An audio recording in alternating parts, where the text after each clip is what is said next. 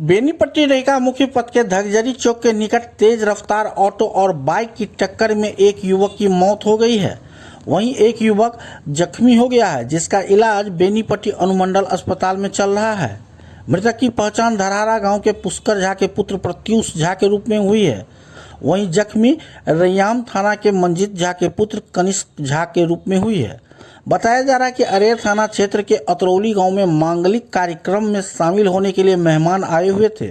सोमवार को ठंडा पेय लाने के लिए दोनों युवक बाइक से बेनीपट्टी आए हुए थे। ठंडा खरीद कर वापस हो रहे थे। इसी दौरान धगजरी चौक के निकट विपरीत दिशा से आ रही ऑटो ने बाइक को ठोकर मार दी, जिसके बाद मौके पर भगदड़ मच गई।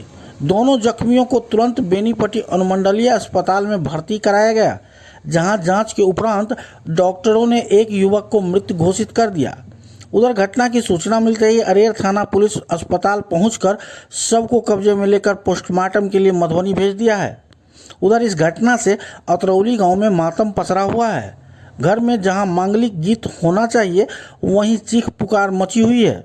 पूरे मामले की जांच में अरेर थाना पुलिस जुटी हुई है।